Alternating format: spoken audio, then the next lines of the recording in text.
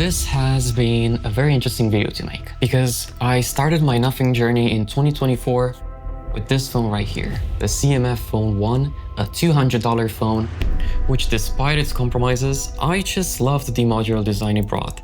It genuinely felt like an exciting product. It was the phone that made me want to try more nothing products, and it made me switch full time to the successor of it, the CMF Phone 2 Pro. And this one? Well, this one started the whole concept surrounding this whole video. But I feel like the more I tested nothing products and the more I watched nothing's next step closely, the more it felt like their business strategy is losing its connection with their actual fan base, especially as of recently. So as someone who pretty much tried all the nothing products released so far in 2025, I want to share with you my real life experience with their devices, a few tips to help you get the best experience out of them, my honest thoughts on where the brand is right now, and what I think nothing needs to do to reconnect with its core identity again. Earlier in the year, I would have said that if you're in the market for a nothing product, chances are you would fall into one of the three camps. You like the design philosophy for some of their products, you like the clean, mostly stock Android experience, or you just straight up want a good value device, especially with their more affordable CMF lineup. And I feel like this mostly still applies to this day, but definitely some of their recent decisions are slightly skewing those camps. So let's start with the core of the ecosystem, the phones. In 2025, Nothing's lineup has gotten surprisingly broad, almost to the point that it gets too confusing, especially if you factor in the CMF phones. And while there are quite a few differences between them on the looks and on the software side, they all share the same Nothing OS platform as a base. Now, this won't be an in-depth review for every single device, as otherwise this video would be way too long. Instead, I'll share my honest thoughts after using all of those devices long term and the things that stood out for me. So let's go over the cheapest nothing phone I tested in 2025 to the most expensive one and arguably the most controversial one. I think if you're looking for straight up the most value out of a phone, especially one that doesn't run an iOS-ified Android version, then this should definitely be on your radar. Some standout points: it's actually the slimmest and lightest device out of the whole lineup. Thanks to the Dimensity chipset and Nothing's optimizations, battery performance is absolutely excellent. This phone most of the time lasts me 2 full days. The SD card support, for whatever reason, still a rare feature this day, one you can only find on more budget phones. I really appreciate it to this day, and I'm still gonna want more phones to include one. The back cover design. I like this look, especially the wide one I have here. It's simple, clean, and kind of unique with the dual tone pattern. My usage has been mostly without any case, and I'm happy to report that there's no discoloration on the plastic frame whatsoever. And also, the repairability aspect. Well, kind of. The back cover isn't technically meant to be removed, but apparently it's pretty easy to take it off, and you can find cheap replacements online. Swapping the battery in the long run is straightforward, and I always value a device that makes this accessible, even if the company doesn't officially endorse it. Whenever I get back to it, I'm always reminded how awesome this phone is for such a low amount of money. I've personally used it as my primary phone for a while, and I've already made a dedicated video about it on the channel if you want a more proper in-depth review. With that being said, the biggest issue which you'll be experiencing with this phone in your day-to-day life will be the single mono speaker. Out of the box, it sounds very thin, but you can actually improve it. I mentioned this in my full review, but with an app called Wavelet, which you can find on the Play Store, you can create a custom EQ profile for the speaker. Those settings improve the sound quality for both music and videos.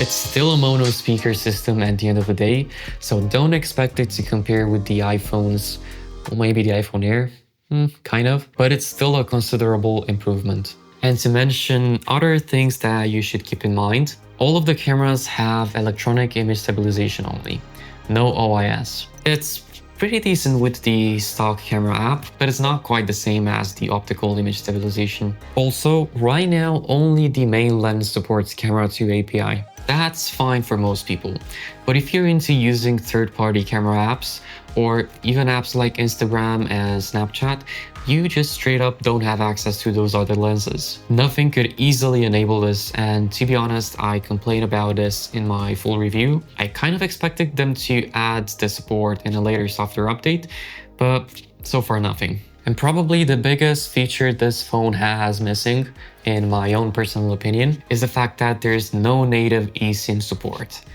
unless you grab the Japanese model. I use an eSIM quite often when I travel to a different country, and I know you can still make it work with eSIM adapters, but personally, I would just rather not run into issues. Honestly, I wish CMF leaned harder into their branding with a lot more first-party customization options, and also that they would bring back the replaceable back covers the CMF Phone 1 had. It would make the brand feel a lot more alive and also justify the already low price even more. I'd personally buy multiple back covers just to have a different variety. For the tinkerers and nerds out there, the CMF Phone 1 already has some active custom development thanks to its released source code, but as of this video, nothing still hasn't released the kernel source for the CMF Phone 2 Pro. For comparison, the Phone 3a and the Phone 3a Pro do have them publicly available, and they've been out for some time already, even though there hasn't been any major custom development as of yet. And that's a good segment to move over to the Nothing Phone 3a. If I can share my personal opinion, I do think that out of the whole Nothing lineup, this phone looks the best to me. There's no extreme camera bump or asymmetrical camera placements. The phone looks and feels premium to the touch. It really feels disguised as a more premium smartphone. I actually gave this phone to a few friends and also some family members. They all pretty much agreed that it feels like this phone would cost more than it does. Also, because of the placement of the camera bump, out of all of these phones, it's the one with the least amount of wobble. The speaker is definitely a big step up compared to the CMF phone, both because it's running a dual speaker setup, but also from a tuning perspective.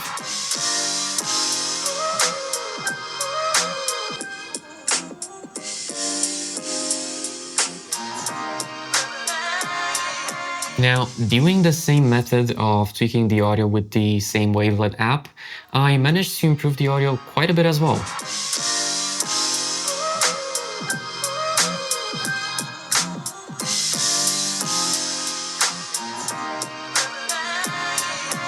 Feel free to try those settings out if you own the Nothing Phone 3a, and definitely let me know if you like how it sounds. Also, the issue related to camera API being available only on the primary shooter, well, it's just gone here. You have access to all of the cameras, so you can use the rest of the lenses in apps like Instagram or Motion Cam. Battery life has been pretty solid for me.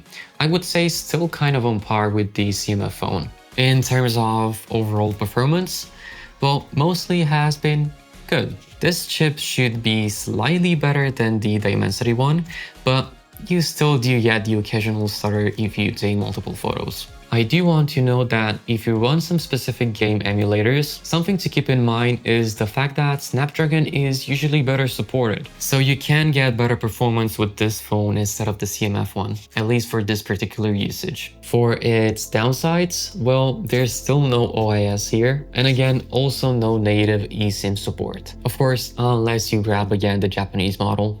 I still think it's a solid phone for the amount of money it costs, especially since nowadays you can pretty much always find it at a discounted price. Now, I've seen some people online asking if spending a bit more on this one is worth comparing to just straight up buying the CMF phone. And I have to say, it really depends on what you value more. Do you value the dual speaker setup and the overall design the Phone 3 has? Or would you rather save some money, get a slimmer and lighter phone, and also get an additional SD card support? That's really up to you what you actually value more. Now going over the more expensive version of the 3A, the 3A Pro. Well, most would assume that it just has a bigger and a better telephoto camera sensor, right? Yes, that is true, but it also has some features that the previous phones we talked about actually lacked. We do have OIS here on both the main camera sensor and the telephoto one. And we also have official eSIM support now. The speaker setup is exactly the same as the regular 3A, so if you do want to try out my improvements, these should still work. Going back to this telephoto camera sensor, for the price that you're paying for this phone, you can achieve some really nice looking shots. The size of the sensor itself is actually larger even than the much more expensive phone 3. So naturally, it's giving you a lot more pleasing depth of field. But of course, that means you have to sacrifice in the design department. So many people have shared their thoughts on it, and you're either going to love it or hate it. I'm someone who likes symmetry, so that should give you the answer where I stand. Also, something you can tell when you pick this phone up is just how much thicker and bigger the camera bump actually is, which also means, yes, you do get a lot of wobble on the table. I've seen some users complaining that this phone is coming with the same Snapdragon 7S Gen 3, and at this price, it is a bit of a letdown, I do kind of have to agree. Especially considering the fact that this one probably has been the least one discounted so far. But let's go over now the most expensive phone out of their entire lineup, the Nothing Phone 3.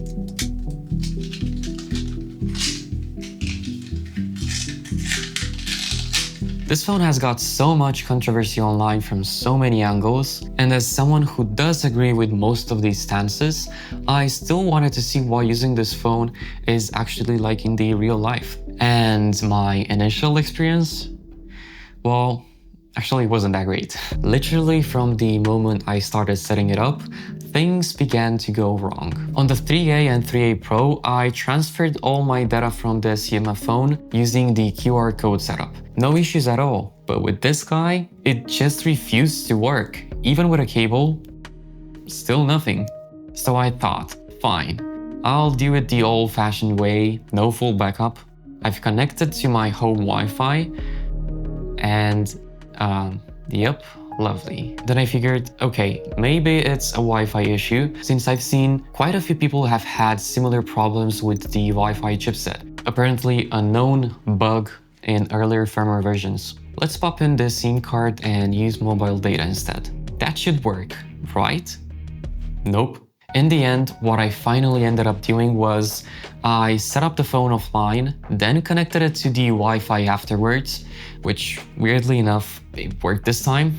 I've then updated it to the latest firmware, and since I still wanted to copy all of my data over, I decided to start fresh once again, and this time everything went smoothly. Still not entirely sure what caused it, but as a first experience, definitely not the best. On a more positive note, after using this phone for a while, the experience has actually been pretty solid. And by the way, the speakers over here, while the tuning isn't that much better than the rest of the phones, the drivers themselves are genuinely impressive. With a bit of EQ tuning in the Wavelet app, I managed to get them sounding surprisingly good.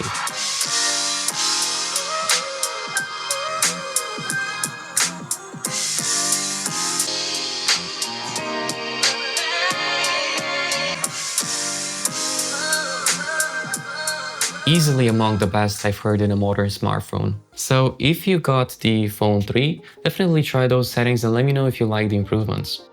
Build quality, haptics, the performance, there's a noticeable jump from the rest of the lineup.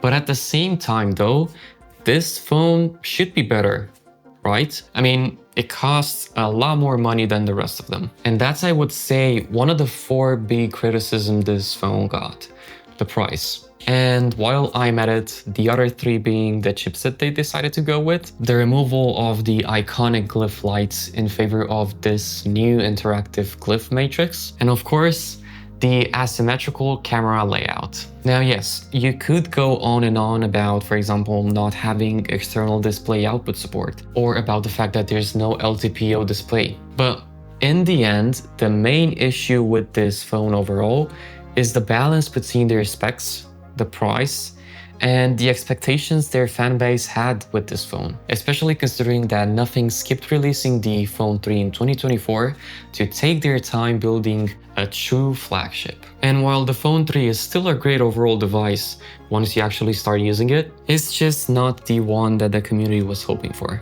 The vision Nothing had for this phone didn't quite align with what its users wanted.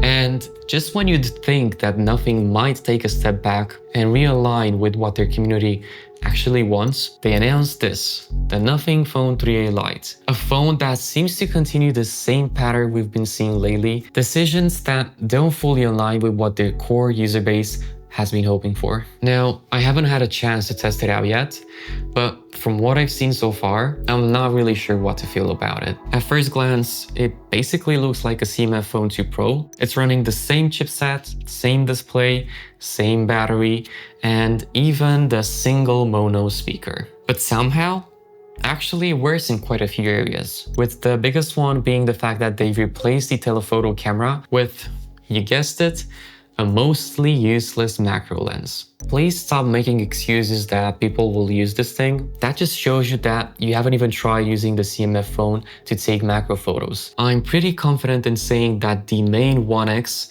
will probably shoot better macro photos than this dedicated one.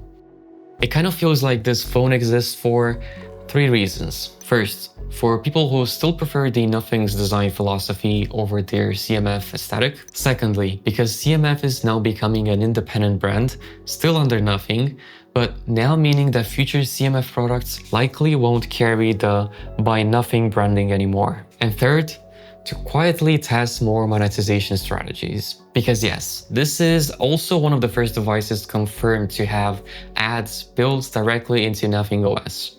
Usually, Nothing OS has delivered a smooth and pretty stable experience, staying close to stock Android while just injecting their own subtle design vision. And this is something that I appreciated straight from the start. I would say that updates have been generally good, but the latest iteration, Nothing OS 4, has been interesting. Now, you can argue that now bringing over some of the new design elements Google has decided to introduce in Android 16 can be a good thing. The status bar icons looking too much like an iOS ripoff, just to name the most popular one. But generally, besides the extra dark mode option, the support for 2 floating app icons in the pop-up view, and general optimizations throughout the UI, which is always appreciated, it feels like Nothing OS 4 has been mostly focused on AI stuff, which I guess the AI bubble won't stop anytime soon. I just personally don't think that should be the main focus for an operating system,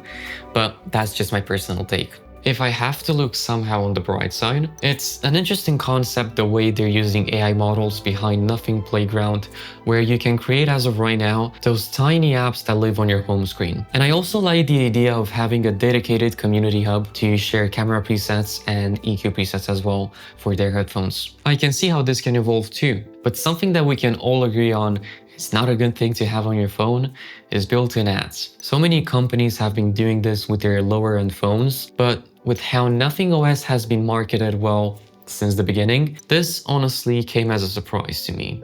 I can't help but feel like this is just the start of more sneaky ads and recommendations throughout the UI. I do get it that it's a good monetary income for them, but it definitely adds up into a growing pile of complaints from their community. The timing on this one was rough. Now, I also thought that I should mention a couple of OS features that I would want them to work on instead of spending even more R&D money on even more lock screen ad features. First of all, since we're speaking about the lock screen, why not design more clock options? Ones that maybe can be dynamic too. Now, I know that we have some new ones in Nothing OS 4, but they're just not that great styling-wise, and a lot of the community agrees on this. With how insane the customization can be on some of those Chinese Android versions, or even One UI as of late, you can at least take a look at those as an inspiration. Secondly, we see all those amazing developers building great apps that really fit the Nothing aesthetics and do in fact feel like they were made for these devices. Why not work with them together or even hire them and then implement them natively? Third, allow easy remapping to the button for those who genuinely don't want to use the AI features. Sure, turn it on by default, but let this be a user's choice without having to go and use ADB commands and a third-party app to remap this button differently. I also don't think it's a good placement for any of these phones too. I cannot count how many times I've actually accidentally pressed this button on all of these phones, and it got me to completely disable it altogether. Fourth, in the camera app, for those of us who prefer shooting raw photos, please allow us to somehow set that as the default option, whether it's through a toggle in the quick settings, in the full screen menu, or just straight up allow us to select the expert mode as a default. Fifth, enable Bluetooth LE audio broadcast support on all of these devices, as they do support it. Now, in case you don't know what this means, this way you would be able to stream audio to multiple pair of Bluetooth devices at the same time. Super duper useful if you're watching a movie on a plane with your friend, for example. And the sixth and seventh feature suggestion, well, the features that I mentioned in the CMF Phone 2 Pro video. Double tap and zoom in and out of an image in the native gallery app, and being able to play music on your headphones while you're recording video. To take a step back from all of these phones, let's go over the headphones and earbuds I tested, because there are quite a few surprises here. Starting with the cheaper CMF lineup, I do actually think that all of these are really good value, even though their earbuds lineup kind of feels too crowded in my opinion. Like, why do you need 4 pairs at very similar price points? They all have a tiny bit more aggressive V-shaped sound compared to, for example, the AirPods Pro 3s, but for bass lovers, I do think they are tastefully done. I'm going to leave on screen the EQ tuning I've done for them, and with those settings, they all sound great, and I would say very close to each other. By the way, one thing that I do want to mention, if you're looking for frequency response graphs for any of these headphones, be aware that nothing has changed the sound signature on the Buds Pro 2 quite a bit from their initial release. ANC transparency mode and the microphones, they are about average, but considering their price and especially the fact that all of these go on sale very often too, these are very solid picks and I highly recommend them. Personally, if I would have to pick one out of the whole bunch, I would either go with the cheapest one you can find or the Buds Pro 2, specifically for that customizable dial. Kind of a shame that the rest of them carry the same design concept, but no functioning dial.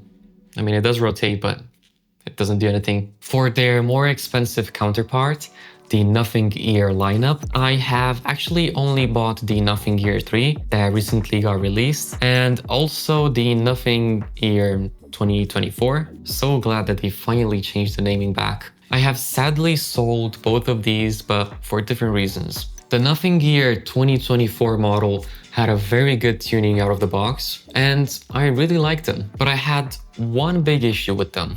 After daily driving them for quite a bit of time, the left earbud started to not hold the charge as much as compared to the right one. The problem was that it got to a point where the left one was completely out of battery, but the right one still had about 40% left. And even after getting a replacement unit, pretty much just suffered the same issue. Maybe I was just unlucky, but I did see other people experiencing the same problem.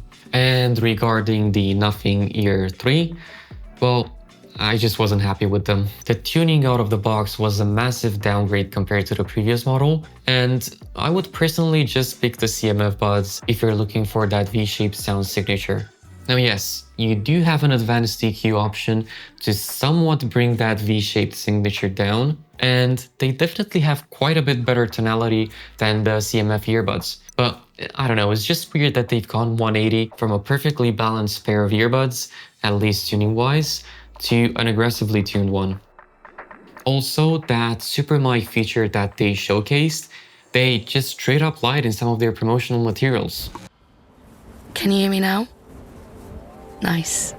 That mic will never ever sound that good over a Bluetooth connection. I don't know, it just felt like a weird product, and there are honestly just better options out there at this sort of price range. If you can find the AirPods Pro to use at a discount, you will have a much better experience with them, even as an Android user. I have also tried the Ear Open briefly, but they weren't for me. And regarding the Ear A, I have also seen a bunch of people recommending them, and based on the tuning alone, they do seem like a very solid option if you're looking for a pleasingly tuned sound, but I just can't personally speak for how they'll hold up. It does feel a bit weird that personally I haven't experienced one single issue with any of the more inexpensive CMF products, but I did with the more expensive ones. And now going over the CMF Headphone Pro, well, I've already done a full review on the channel, but to quickly sum it up, I really like the design they went for here. They are extremely comfortable, and the interchangeable ear cups are such a clever touch, not just for customization, but from a longevity standpoint as well. With the EQ settings you see now on screen, the sound signature comes surprisingly close to the AirPods Pro 2 at around 60% volume, just with a slightly softer peak around the 5 to 6K region. And that's a huge compliment at this price point. They do have some annoyances, like the fact that there's no audio output over the Type-C port, or the fact that there's no wear detection on these headphones, so no automatic play and pause when you take them off.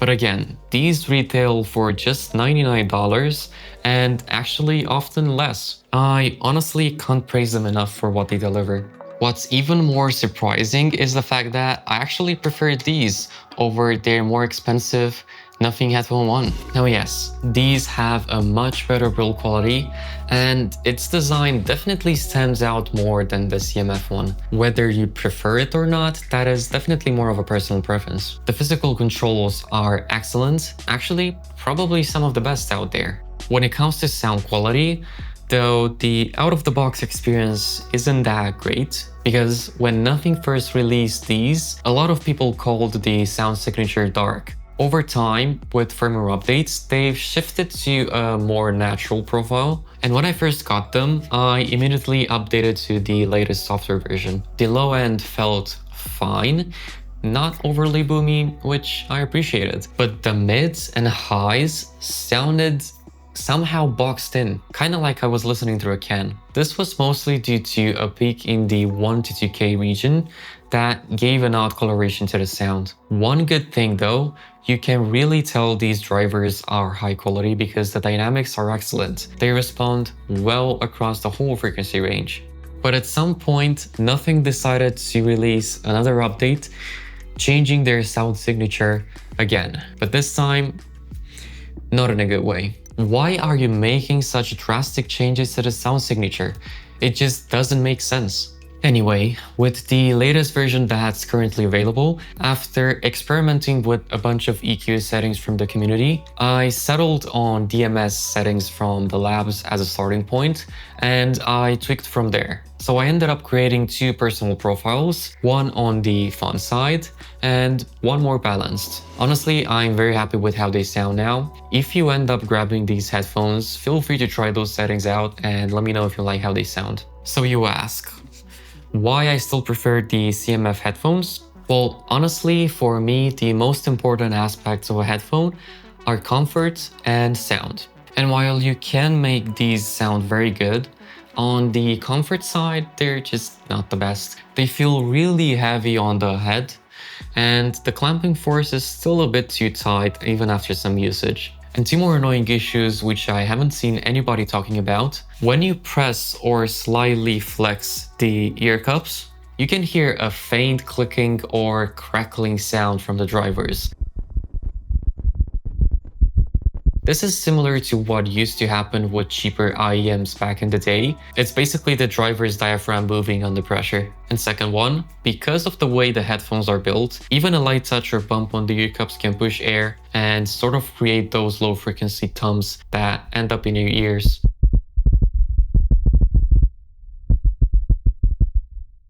It's not a problem if you stay still, but as soon as you move, jogging, commuting, or even just walking, those noises become noticeable and it kind of irritates me. There is still a market for these, but you just have to know your use case. If you are okay with those quirks, especially since they're often available at a discounted price nowadays, they are worth considering.